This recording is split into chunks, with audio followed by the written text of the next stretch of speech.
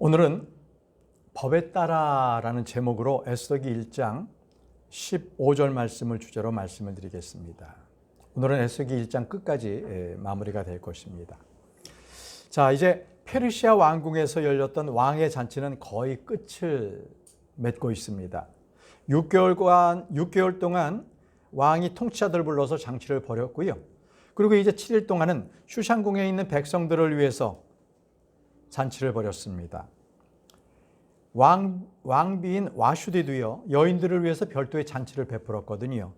그런데 잔치가 끝나갈 무렵에 왕이 좀 포도주로 좀 흥건해져 가지고 왕비를 불렀습니다. 그런데 왕비가 안 오는 거예요. 그러니 왕으로서는 얼마나 그 최신이, 그 위신이 땅에 떨어지지 않았겠습니까? 그러니까 왕이 화가 났어요. 화가 났습니다. 그래서 왕비를 쫓아내는 그 법을 왕의 칙령으로 만들어서 발표를 하게 됩니다. 자, 이 사건은요, 바로 저와 여러분들에게도 교훈을 주기 위해서 성경에 기록되어 있습니다.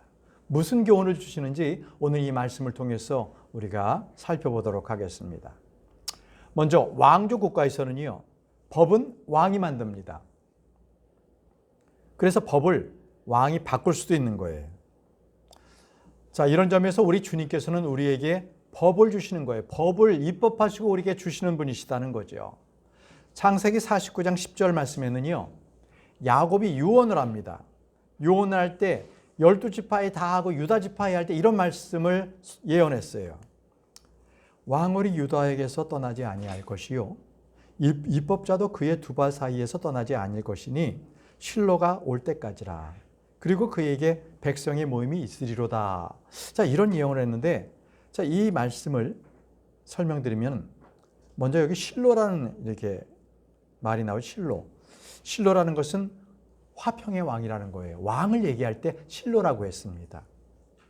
그리고 여기 보게 되면 왕홀이라는 말이 나오는데, 왕홀. 이 얘기는 왕이 손에 이렇게 쥐고 있는 거예요. 여러분들 요즘 영국의 엘리자베스 여행 보게 되면 뭔가 이렇게 동그랗게 돼가지고 뭐 지팡이 같은 거 하나 쥐고 있잖아요.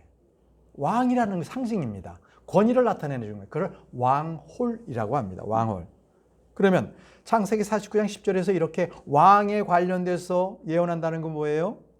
바로 그 유다 지파에서 왕이 나신다는 겁니다.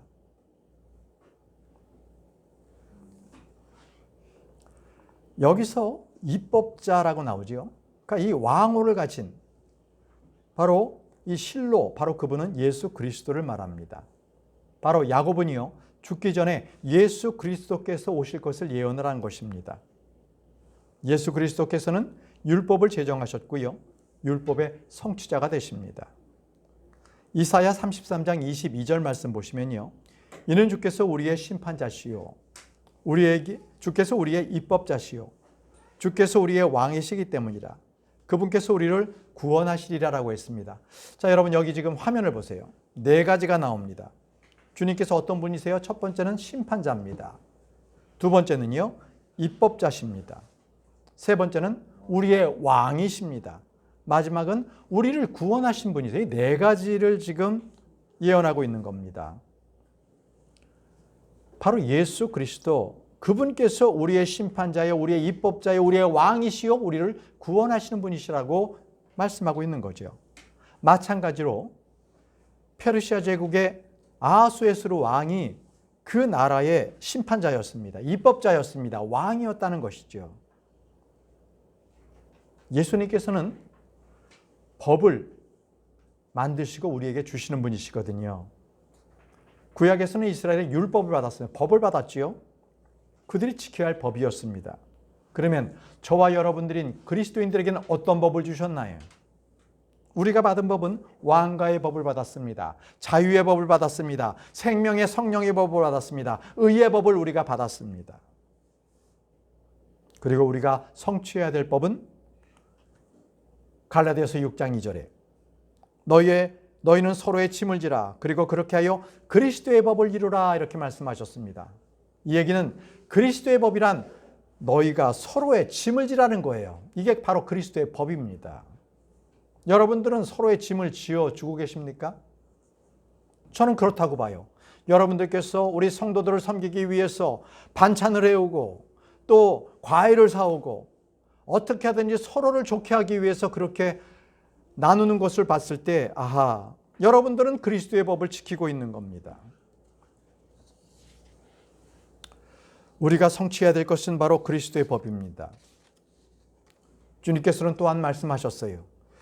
야고보서 2장 8절에 만일 너희가 성경의 기록을 따라 너는 내 이웃을 너희 자신과 같이 사랑할지니라 한 왕가의 법을 실현한다면 너희는 잘하는 것이라. 여러분, 저와 여러분들에게는 왕가의 법을 받았습니다. 왕가의 법이 뭡니까? 너는 내 이웃을 내 자신과 같이 사랑하라. 이것을 지키면 왕가의 법을 실천하는 겁니다. 여기서 내 이웃이 누군가? 첫 번째는 믿는 형제자매들을 말합니다. 믿는 형제자매들, 그들이 바로 우리의 이웃이에요. 물론 더 광범위하게는 내 옆에 사는 믿지 않는 자들도 소속되지만 첫 번째 의미가 내 형제자매다. 우리 교회에 같은 지체된 분들이다. 이것입니다. 여러분, 저와 여러분들은요, 왜 왕가의 법을 지켜야 합니까? 우리가 바로 왕가의 제사장이기 때문에 그렇습니다. 크리스천들은요, 모두가 선택받은 세대입니다. 왕가의 제사장이고 거룩한 민족이고 독특한 백성이라고 베드로전서 2장 9절에 말씀하셨습니다. 자, 이제 우리가 오늘 본문을 보도록 하겠습니다. 에스더기 1장 9절입니다. 또한 왕비 와스디도 아수에르스 왕에 속해 있던 궁정에서 여자들을 위하여 잔치를 열었더라. 와슈디는요, 페르시아 제국의 퍼스트 레이디였습니다. 왕이 계속적으로 잔치를 베풀 그때에 그녀 역시 여자들을 위해서 잔치를 베풀었습니다. 서양과는 다르게 우리 동양에서는요, 남편과 아내의 처소, 그가 기거하는 장소, 방이 다른 것을 알고 계시죠? 조선시대를 보게 되면요, 양반들을 보게 되면 집주인 어르신은 사랑방에 거했습니다. 사랑방. 그래서 거기서 손님도 맞이하고 집안의 대소사를 거기서 처리를 했습니다. 그러면 아내는 어디에 있었나요? 안방에 있었습니다. 안방. 그래서 우리가 여인네들을 보고 안주인이라고 부르는 겁니다. 그게 안방에 살았기 때문에 그런 겁니다. 자, 이것은 각각의 거주 방이 달랐다는 거예요. 그래서 남편이 아내를 부를 때에만 아내가 왔습니다. 서로 삶의 공간이 분리되어 있었던 거지요. 마찬가지로요, 왕비도요, 왕이 부를 때만 왕 앞에 올 수가 있는 겁니다. 그냥 가면 처단을 받습니다. 그게 왕가의 법이었어요. 자, 다음 구절입니다. 에스더기 1장 10절 말씀. 일곱째 날에 왕의 마음이 포도즙으로 즐거워하였을 때 왕이 아하수에스로의 면전에서 섬기던 7명의 시종장들인 무망과 비주다와 하르보나와 빅다와 아박다와 제달과 카르카스에게 명령하였으니입니다. 여기 지금 7명의 시종장이 나오는데 시종장을 쉽게 말씀드리면 집행관입니다. 왕이 무슨 말을 하게 되면 그것을 집행하는 사람인데 7명이 있었다고 합니다. 왕이 말합니다. 마지막 7째 날에 왕이 마음에 와인으로 인해 가지고 즐거워졌어요. 자, 여기서 와인은요, 처음에 짬은 와인을 짜면, 그러니까 포도를 짜면 포도즙이 되지만 그것이 잘 숙성이 되면 뭐가 돼요? 술이 됩니다. 와인이 돼요. 그래서 성경에서 와인을 해석하는 게 굉장히 어렵습니다. 그래서 와인은 포도주가 다 번역이 됩니다. 여기서의 이 포도즙은 와인을 말합니다. 술 취했다는 거예요. 술입니다. 술 기운이 가득했다는 것입니다. 잠언 31장 6절에 독주는 죽기 전인 자에게 주고 술은 무거운 마음을 지닌 자에게 주라 라고 했습니다. 여기서 바로 포도주의 기능이 나옵니다. 포도주를 마시면 기분이 좋아진다는 것입니다. 마음이 무거운 자에게 포도주를 주라고 했습니다. 왜요? 포도주는 사람의 마음을 즐겁고 기쁘게 해주기 때문에 그렇습니다. 시편 104편 15절에 그리고 사람의 마음을 흡족하게 하는 포도즙과라고 했습니다. 사람의 마음을 흡족하게 하는 것도 포도즙입니다. 그래서 사람들은 즐거울 때나 평상시에 포도즙을 자주 마셨지요. 자, 스가랴서 10장 7절에 말이죠. 그리고 에프라임에 속한 자들은 막강한 남자같이 될 것이요 그들의 마음은 포도즙을 통해서인 것 같이 크게 즐거워하리라. 진정 그들의 자녀들이 그것을 보고 반가워할 것이요 그들의 마음은 주를 크게 기뻐하리라라고 했는데, 여기서 보게 되면 그들의 마음은 뭘로 즐거워져요? 포도즙입니다. 그러니까 포도즙의 그 성분에 뭔가 사람을 기쁘게 하고 즐겁게 하는 무언가가 있는 게 분명합니다. 그것을 마시면 즐거워진다는 거예요. 그것이 포도즙이 뭔가 사람에게 기쁨을 주니까 그것을 마셨습니다. 포도즙을. 하지만 포도주는 다릅니다. 포도주는 우리가 마셔도 포도즙은 우리가 마셔도 되지만 포도주는 마시면 안 돼요. 왠지 아십니까? 그것은 용들의 독이고요. 그리고 바로 이 독뱀들의 잔인한 독액이라고 있습니다. 독액. 신명기 32장 33절에 그들의 포도주는 용들의 독이요 독뱀들의 잔인한 독액이라 이렇게 했습니다. 자, 사람들이 포도주를 뭐라고 얘기하던지 간에 저와 여러분들은 성경의 말씀에 따라서 포도주는 용들의 독이요 독뱀들의, 그러니까 독사들의 잔인한 독이라는 겁니다. 그게 포도주예요. 왜 그렇죠? 왜 이렇게 성경을 말씀하십니까? 아무리 세상에서 명품 포도주다, 몇백 년 묵은 포도주다라고 이렇게 말하는 것들, 그것이 다 독이라는 거예요. 왜? 고인물로 썩은 물을 마시는 겁니다. 잠언 20장 1절 말씀에 술은 조롱하는 자에게 서로 조롱하는 자요 독주는 광분하는 것이라. 그런즉 누구든지 그것들에 속하는 자는 지혜롭지 아니하니라라고 했습니다. 술을 먹으면 안 된다는 거예요. 술을 먹으면 뭐예요? 조롱하는 자고 광분하는 거고, 그리고 그것에 속는다고 합니다. 술에 속는다는 거예요. 그래서 술의 기능이 바로 이런 겁니다. 아주 그냥 먹으면 갑자기 사람이 막 그냥 기운이, 평소엔 조용하던 사람이 술만 먹으면 개차반이 되는 이유가 바로 여기에 있습니다. 건전한 사람이 술을 마시면 갑자기 죄를 짓습니다. 그들은 얘기합니다. 술 때문에 이랬습니다. 술 때문에. 그렇기 때문에 술로 인해서 벌어진 것들은요, 좋은 일이 없어요. 건전한 일이 하나도 없습니다. 잠언 23장 31절에 그것이 붉을 때, 그것이 잔 안에 그의 빛을 낼 때, 그것이 스스로 움직일 때 너는 술을 쳐다보지 말라. 주님께서는요, 아예 술 자체를 쳐다보지도 말라고 하셨어요. 포도주가 붉거나 그 잔에서 제 색깔을 낼 때나 스스로 잔이 움직이고 이 포도주가 출렁거리는 것을 본다면 절대 쳐다보지도 말라고 하는 겁니다. 그래서 사람들이 얘기합니다. 아니야, 술은 조금만 마셔서 취하지만 않으면 돼. 이렇게 얘기하는 사람들은요, 그 속삭임은 누구의 속삭임이냐? 마귀의 속삭임입니다. 마귀가 먹으라고 하는 거예요. 그럼 우리는 왜 술을 마시지 않아야 되느냐? 왕가의 제사장이기 때문에 그렇습니다. 저와 여러분들은 왕가의 제사장이에요. 성경에서 두 부류의 사람들에게 술을 마시지 못하도록 했거든요. 두 부류입니다. 첫 번째가 왕입니다. 두 번째가 제사장입니다. 먼저 왕을 볼까요? 왕은 술을 마시지 말아야 한다는 겁니다. 잠언 31장 4절 말씀에 오 르무엘아, 술 마시는 것은 왕들에게 합당하지 아니하며 그것들은 왕들에게 합당하지 아니하니 독주도 통치자들에게 합당하지 않느니라 이렇게 했거든요. 여기서 오 르무엘아라고 한 것은 솔로몬이요, 솔로몬 왕을 얘기합니다.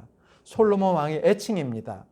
솔로몬 왕은 여디디아라는 다른 이름도 가지고 있습니다. 여기서는 르무엘아라고 불렀습니다. 여러분, 집안에서 부르는 사람의 자식의 이름이 다르고 외부에서 부르는 이름이 또 다르듯이 그렇게 여러 이름을 가지고 있었던 것입니다. 근데 여기서 보게 되면 왕들에게 합당하지 않으며 그것은 왕들에게 합당하지 않으니라고 두 번을 아주 강하게 강조를 하고 있습니다. 왜요? 왕들은 포도주를 마시면 된다, 안 된다? 안 된다는 거예요. 두 번째는요, 제사장들도 포도주를 마시면 안 된다는 거예요. 레위기 10장 9절에 너희가 회중의 성막 안으로 들어갈 때 너도 너와 함께한 너희 아들들도 포도주나 독주를 마시지 말지니 너희로 하여금 죽지 않게 하려 함이라. 그것은 너희의 세대에 걸쳐 영원토록 규례가 되리라 라고 했습니다. 왜 포도주나 독주를 제사장들에게 마시지 못하게 했을까요? 그들이 마시고 성소 안으로 들어가는 순간 그들은 죽습니다. 하나님께서 벌을 내리셔서 그들은 바로 그 자리에서 죽기 때문에 절대 제사장들은 술을 마시지 말라라고 했던 겁니다. 저와 여러분들은 왕가의 제사장들입니다. 우리는 술에 취하지 말라가 아니라 아예 술을 마시지 말라라는 말씀입니다. 그런데도 술을 마시는 사람은 자기는 왕이나 제사장이 아니라는 사람이에요. 그럼 그 사람들은 뭐예요? 교회는 나오지만 종교인입니다. 종교인을 말합니다. 그런 사람들은 마셔도 돼요. 그렇습니다. 아닌 사람은 마시고 저와 여러분들 같이 왕가의 제사장들은 술을 마시면 안 됩니다. 그걸 믿음으로 취하시기 바랍니다. 이제 아하수에스로 왕은 술로 인해서 기분이 좋아졌습니다. 그만 큰 실수를 저지르고 말았어요. 노아 역시도요, 그는 의인이었습니다. 그럼에도 불구하고 그는 포도주를 마셔서 죄를 졌습니다. 롯은 소돔에서 구원받았지만 딸들이 주는 포도주를 마시고 나서 음행을 저질렀죠. 모압과 암몬족 속에 태어났습니다. 나발은요, 포도주를 마시고 다윗에게 실수를 했고 그가 깨어났을 때 그의 한 일을 들었을 때 그의 마음이 마음속에서 돌덩이처럼 되어서 그는 죽었습니다. 압살롬은요, 암논을 죽이기 위해서 그가 포도주를 마실 때에 그때를 노려서 그를 죽였습니다. 바벨론의 벨사살 왕은요, 포도주를 마신 뒤에 완전히 망령된 일을 행하다가 그 밤에 죽임을 당했습니다. 사람들이 말이죠, 술로 말미암아 입는 피해는 말할 수 없이 그렇게 많습니다. 다음 말씀으로 넘어가겠습니다. 에스더기 1장 11절입니다. 왕비에 관을 쓴 왕비 와스티를 왕 앞으로 데려와서 백성과 통치자들에게 그녀의 아름다움을 보이게 하였더라. 이는 그녀가 보기에 어여뻤기 때문이다. 이겁니다. 여러분, 지금 왕비를 불러낸 이유가 뭐냐면 잔치의 마지막 때에 왕은요, 뭔가 휘나대를 장식하고 싶었던 것 같습니다. 그런데 왕비가 온 목적은 다른 게 아니라 그녀의 아름다움을 보여주기 위한 거예요. 근데 왕비가 생각했을 때 무슨 모든 통치자들 앞에서 그 왕비가 섰을 때 무슨 자기가 미인대에 나온 여자도 아니고 기분이 상했어요. 자존심이 상한 거죠. 왕이 나를 이 정도뿐이 생각하지 않는 거야? 자존심을 긁은 거지요. 그래서 그녀는 불렀는데도 안 갔어요. 근데 왕은 또 어떻게 됐겠어요?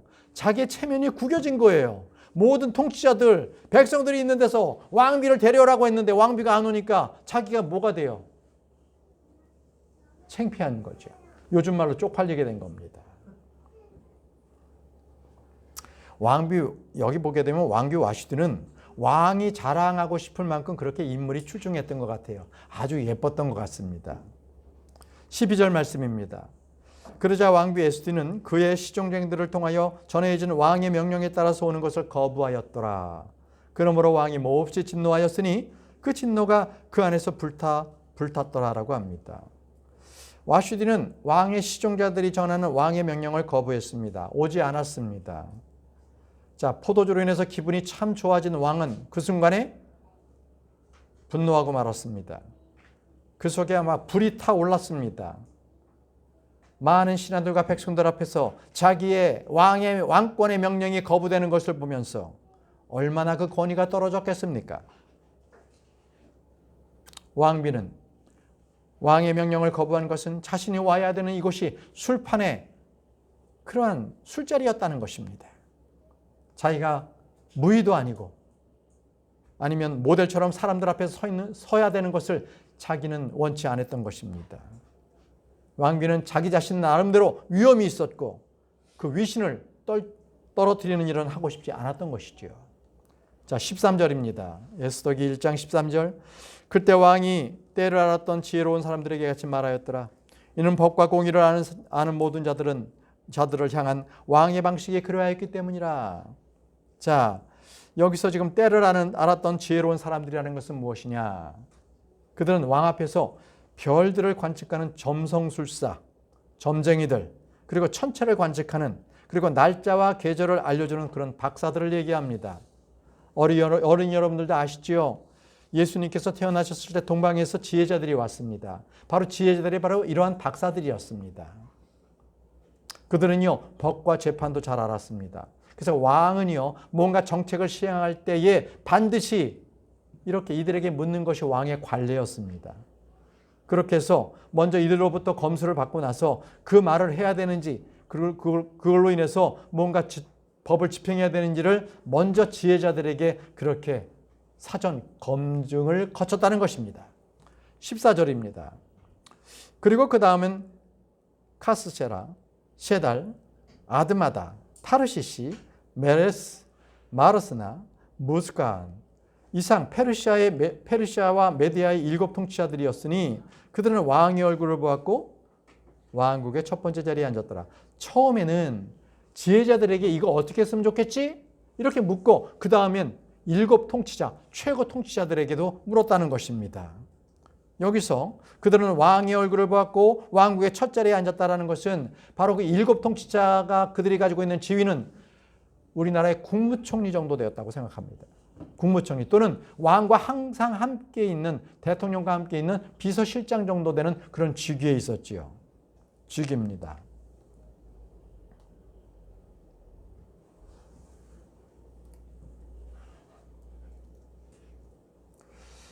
자, 여기서 왕이 말이죠. 처음에 왕비를 부른 것은 포도주로 기분이 좋고 감정에 따른 일이었는데 그것을 처리하는 후속 과정은 어떻게 했어요? 법에 따라서 처리를 한다라는 것에서 아하수에스루의 왕의 우수한 점이 보이는 거예요.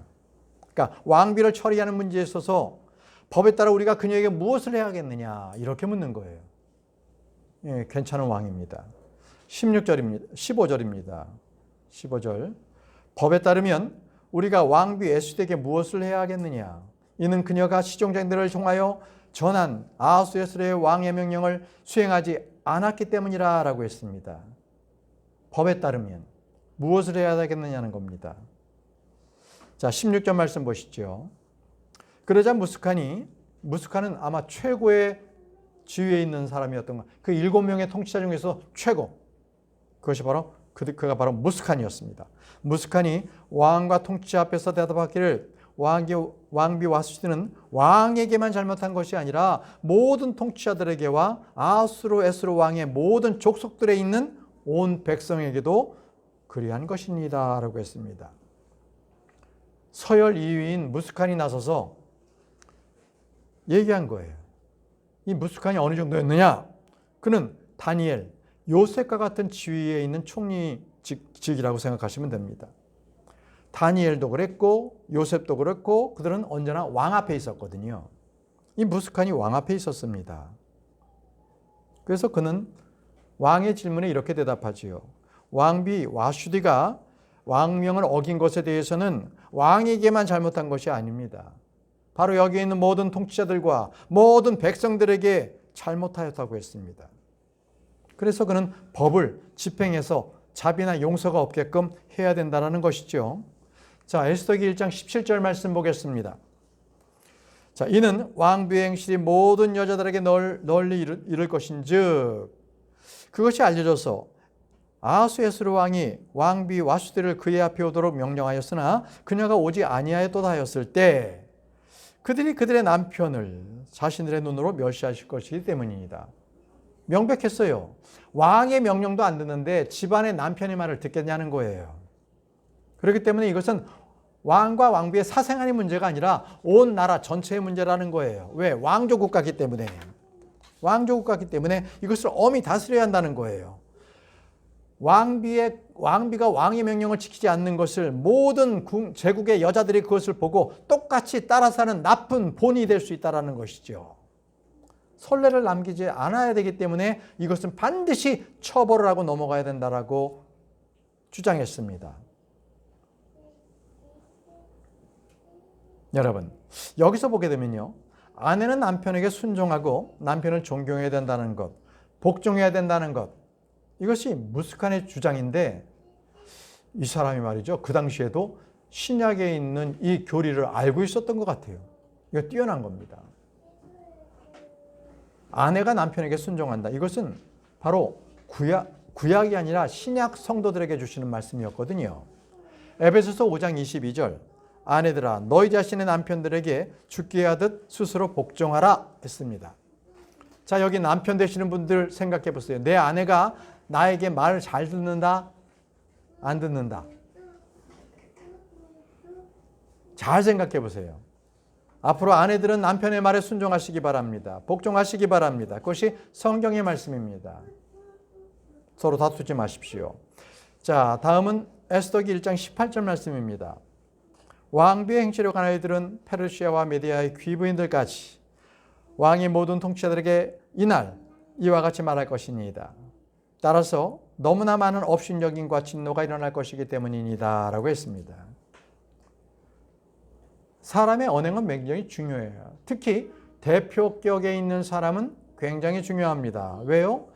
많은 그 나라의 백성들이 그 사람을 보고 또는 공동체에 있는 바로 그 수장인 그 사람의 행동을 보고 그들이 따라하기 때문에 그렇습니다. 그래서 대표자의 위치에 있는 사람일수록요, 죄를 더욱더 경계해야 합니다. 인류의 대표자는 바로 아담이었습니다. 아담은요, 죄를 범하여서요, 많은 사람들이 죄인 되게 했습니다. 로마서 5장 19절입니다. 이는 한 사람의 불순종으로 인하여 많은 이들이 죄인들이 된 것 같이 이처럼 한 사람의 순종으로 인하여 많은 이들이 의롭게 될 것이기 때문이라. 그렇죠? 아담으로 인해서 많은 사람들이 죄인이 됐지만 예수 그리스도로 인해서 많은 사람들이 의롭게 된 것, 바로 그것을 말하고 있습니다. 자, 19절 말씀입니다. 만일 그것이 왕을 기쁘게 해드린다면 그로부터 왕실의 명령이 나가게 하시고 와슈티는 더 이상 아하수에스로 왕 앞에 올 수 없다라는 것이 페르시아인들에게 메대 사람들의 법들 가운데 기록되게 하시어 그것이 변경되지 못하게 하소서. 그리하여 왕께서 그녀의 왕비의 신분을 그녀보다 더 나은 다른 이에게 주는 것을 허락하소서, 이렇게 했습니다. 자, 이 무스칸이 지금 이 일을 계기로 일명 와스디법을 제정하자는 거예요. 와스디법. 다시 말하면 왕비를 축출해내는 바로 그러한 법을 만들어서 다시는 왕비가 왕의 말을 거역하는 일이 없도록 법을 제정하자는 것입니다. 이 일로 인해서 왕비 와슈디는 한순간에 왕비의 지위도 박탈당하고 그 왕비의 그 자리를 다른 여자에게 넘겨주게 되었습니다. 여러분, 우리 주님께서는요, 유대인들이 그들이 명령을 듣지 않았을 때, 말씀을 듣지 않았을 때 어떻게 하셨습니까? 하나님은 그들을 꺾으시고요, 바로 이방인, 바로 이 야생 올리브 나무와 같은 저와 여러분들에게 접붙임을 했습니다. 좋은 올리브 나무에 저희가 접붙임을 당했어요. 그래서 우리는 예수 그리스도를 믿는 영광을 얻게 된 겁니다. 마태복음 21장 43절에 주님께서 말씀하십니다. 그러므로 내가 너에게 말하노니 너희에게서 하나님의 왕국이 취하여 질 것이요, 가져온다는 거예요. 너희들은 말이 안 되니까. 그것이 열매를 낼 민족에게 주어지리라. 너희에게 가져온 하나님의 왕국은 바로 다른 민족에게 전해주겠다는 거예요. 그 민족이 열매를 낼 것이라는 겁니다. 여러분, 하나님께서는요, 불순종한 자에게 결코 그거를 좀 더 더해달라고 얘기하지 않습니다. 반드시 그것을 취해서 더 나은 자에게 그것을 넘겨주십니다. 여러분들 성경 읽으면 왕이 혼인잔치를 마련하고서 많은 사람들을 부른 것을 여러분들은 말씀을 통해 들었을 겁니다. 그런데 초대받은 사람들이 다 거부합니다. 무슨 일이 있다라고. 그래서 거리에 나가서 모든 사람들을 불러다가 그 잔치집을 채우게 했습니다. 여러분, 내가 하나님의 명령을, 하나님의 말씀을 거부한다고 해서 하나님의 말씀이 중단되지 않습니다. 그 자리에 다른 사람을 채운다는 것이죠. 그래서 하나님께서는 우리에게 이 일을 하라라고 말씀하셨는데 내가 거부한다고 해서 그 일이 멈춰지는 것이 아니라 도리어 다른 사람들에게 그 거부한 것이 넘어가고 거부한 사람은 손해를 봅니다. 주님의 제자가 되지 못하는 것이죠. 결코 여러분, 하나님의 일은 여러분이 없다고 해서, 내가 지키지 않는다고 해서 멈추지 않습니다.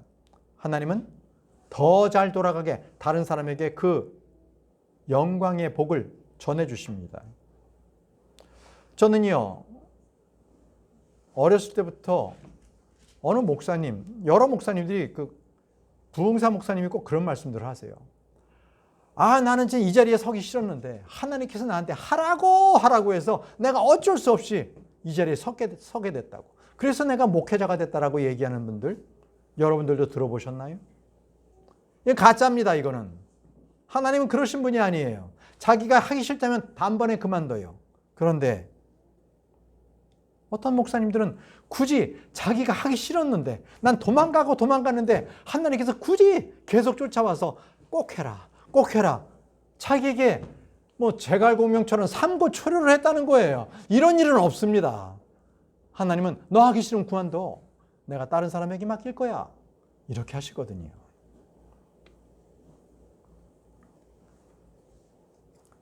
여러분, 우리는요, 대단한 사람이 아니에요. 우리는 주님께서 나를 따라오라 하면 따라가면 되는 겁니다. 거기에서 계속 버팅기고 어떻게 하면 안 갈까 해봐야 자기만 손해입니다. 예수 그리스도께서 나에게 하신 말씀을 다 믿음으로 취하시기 바랍니다. 그게 저와 여러분들에게 복이 됩니다. 자, 다음 20절 말씀입니다. 에스더기 1장 20절 말씀. 그리하면 왕께서 제정하실 왕의 칙령이 그분의 온 제국에 걸쳐 공표될 때 이는 그것이 거대하기 때문이니 127주로 나눴지 않습니까? 모든 아내들이 큰 자 작은 자 할 것 없이 자신의 남편에게 존경할 것이니다라고 했습니다. 자, 이 와슈디 법을 제정하자라는 것은 바로 광대한 페르시아 제국, 바로 그곳의 아내들이 자기 남편에게 순종하게 하자는 거예요. 남편이 큰 자든 작은 자든 보잘것 없어도 남편에게 순종하게 하도록 만들겠다는 것입니다. 그것을 잘못하면 어떻게 돼요? 왕비처럼 쫓겨나게 만들자는 것입니다. 자, 다음 말씀 우리가 함께 읽겠습니다. 에스더기 1장 21절, 22절 말씀이 좀 길죠? 제가 21절, 여러분들이 22절 말씀을, 이게 마지막 구절입니다. 21절이 짧으니까 여러분들이 읽으시죠. 22절이 기니까 제가 읽고요. 그러니까 무수간의 말대로 하였더라. 여기가 바로 21절의 끝입니다. 자, 21절 그러자. 시작.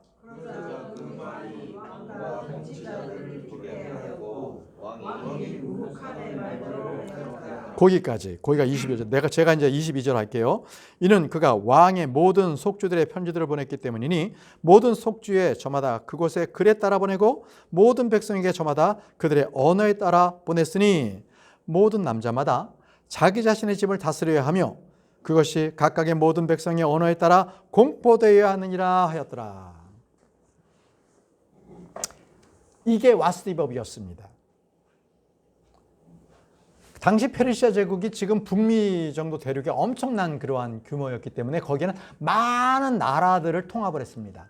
그렇기 때문에 각 나라가 말이죠, 언어가 다 달랐어요. 글이 다 달랐습니다. 그렇기 때문에 그들에게 각각 나라의 글과 각각 나라의 언어로서 와슈디법을 번역해서 그들에게 보내준 겁니다. 여러분들, 저는 여기서 각 지역의 그 나라의 글과 언어로 보냈다. 이것은 바로 성경에서도 말이죠, 복음이 그렇게 전달될 것입니다. 사도행전 2장에 보게 되면 오순절에 그들이 바로 복음을 받습니다. 주의 복음을 받습니다. 하나님의 말씀은요, 바로 전해 듣는 사람의 언어대로 그대로 전해야 되는 거예요. 그래서 이 선교사님들이 어느 지역의 나라에 가잖아요. 그러면 2년 동안은 그 나라의 언어를 먼저 배웁니다. 언어를 배워야 그 사람들에게 그 언어로 복음을 전하지 않습니까? 네, 마찬가지입니다. 바울은요, 히브리인들에게 히브리 말로, 그리고 그리스 사람들에게 그리스 말로 그는 말씀을 전했어요. 어떤 사람은요, 아람어, 그리고 헬라인들은 헬라어, 그 듣는 사람의 언어와 말로 복음을 전했던 것이죠. 자, 지금은 어떻습니까? 지금은 복음이요, 영어로 전달됩니다. 영어. 왜? 영어가 만국 공용 언어로 채택이 됐기 때문에 언어가 된 겁니다. 그것은 해가 지지 않은 대영 제국 때, 바로 1611년에 제임스 왕이 52명의 모든 석학들과 신학자들, 바로 그들을 모아서 그들을 5개의 그룹, 4그룹, 5그룹을 나눠가지고 그때까지 있었던 두루마리에 있었던 모든 성경 구절들을 다 모아서 한 권의 성경책으로 만듭니다. 그것이 바로 저와 여러분이 들고 있는 바로 이 킹 제임스 성경입니다. 이 킹 제임스 성경은 영어로 되어 있습니다. 그래서 우리는 이 영어를 우리나라 말로 번역해서 지금 보고 있는 겁니다. 자, 이 페르시아 제국이 127개에 주로 되어 있기 때문에 바로 각각에 있는 지역의 나라와 말로 다 번역해서 이 와슈티 법을 선포했습니다. 자, 하나님께서는요, 자신의 말씀이 1.1획도 변하지 아니하고 보존되도록 하기 위해서 우리에게 킹 제임스 성경을 주시고 이 성경은 전혀 이 말씀 자체가 변경되지 않은 거예요. 바로 그러한 킹 제임스 성경을 주었고 우리는 지금 그 성경을 이 한글로서 이 성경을 우리가 지금 보고 있는 것입니다. 자, 여러분, 오늘 저는 여러분들에게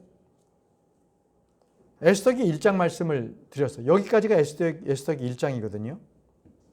그러면 여러분, 왜 하나님께서는 이 페르시아 당시 최고 권력의 이 혼란스러운 변화기를 우리에게 보여주고 계시는 것입니까? 하나님은 믿지 않는 그 민족, 그 역사까지도 주관하신다는 거 우리에게 알려주시는 거예요. 하나님은 모든 인류의 모든 역사를 주관하고 계십니다. 그래서 이 권력 다툼이 심했던 모든 나라들의 그 역사까지도 주님께서 다 주관하고 계세요. 제국에서 연회가 열렸죠. 잔치가 열렸지 않습니까? 그리고 술에 취한 바로 그 절대 권력자가 몰상식한 요구를 합니다.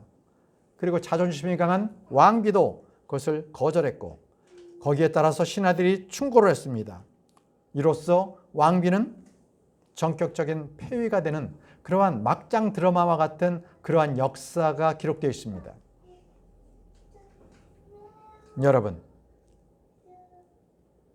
이 모든 것들은요, 하나님께서 자신의 역사를 이루시기 위한 하나의 퍼즐 조각이었다는 것입니다. 이 조각들이 다 맞춰지면 그거는 하나님의 역사가 되는 거죠. 여러분, 이것은 바로 에스더가 전면에 나타날 수 있도록 하나님께서 모든 것을 다 이루어 놓으신 거예요. 에스더 왕이 무엇을 하든, 아하수에르스 왕이 잔치를 베풀고 그가 포도주에 취해가지고 왕비를 불러오고 이 모든 것들이 하나님의 계획에 주관하여 있었던 것입니다. 여러분은 어떻게 생각하십니까? 여러분의 인생길이 과연 누구에 의해서 움직여진다고 생각하십니까? 내 자신입니까? 내 생각대로 모든 것들이 되던가요? 내 계획대로 하는 사람은 다 실패합니다. 주님께서는 우리의 인생길에서 하나님께서 놀랍게 준비하시고 계십니다. 우리가 어떤 일을 하더라도 그리고 어떤 곳에 가더라도 하나님께서는 이미 그곳에서 내가 어떤 상황에서도 그곳에 쓰일 수 있도록 벌써 준비해 놓으시고 계신다는 거예요. 저와 여러분들의 미래는요, 앞이 보이지 않습니다. 앞을 몰라요. 그럼에도 불구하고 우리가 자신 있게 나의 앞일을 걸어갈 수 있는 건 무엇입니까? 바로 신실하신 그 하나님께서 바로 저와 여러분들을 위해서 그 쓰임받게 하기 위해서 나의 미래를 가장 좋은 것으로 준비하시는 바로 그 믿음, 그것이 있기 때문입니다. 여러분, 이 시대를요, 두려워하지 마십시오. 주님께서 나의 앞길을 예비해 주시기 때문에 안심하고 담대하게 미지의 세계로 여러분들은 걸어나갈 수가 있는 겁니다. 걱정, 의심할 필요가 없는 겁니다. 세상 역사를 주관하신 하나님께서 바로 나의 인생의 길도 역사하고 계신다는 것입니다. 예레미야 10장 33절입니다. 예레미야 10장 23절이네요. 오 주여, 사람의 길이 그 사람 안에 있지 아니함을 제가 아나이다. 그의 걸음들을 인도하시는 것이 걸어가는 사람 안에 있지 아니하나이다. 자기의 생각대로 제가 걷고 있는 것이 아니라는 거예요. 분명히 하나님께서 그를 인도하고 계신다는 것입니다. 나의 인생을 이끌어 주시는 분은 바로 예수님이십니다. 예수 그리스도께서는 임마누엘의 하나님이십니다. 그 주님께서 나와 함께하고 계십니다. 형제자매 여러분, 제가 여러분들에게 오늘 이 말씀을, 귀중한 말씀을 선포한 것은 지금 이 세상에, 이 나라에 어둡고 암울한 일들이 많이 있습니다. 마귀가 이긴 건가요? 그렇지 않습니다. 이 역사 역시 하나님께서 주관하고 계시기에 반드시 하나님께서는 가장 좋은 것으로 역사에 주실 것을 믿으시기 바랍니다. 하나님은 항상 계획과 목적이 있습니다. 그렇기 때문에 우리에게 일어나는 이 모든 일을 하나님의 관점에서 바라보고 우리가 거기서 실패하지 아니하고 좌절하지 아니하고 오직 주님의 뜻을 구해서 하나님께서 기뻐하시는 저와 여러분들이 되시기를 간절히 기원합니다. 기도하고 마치겠습니다.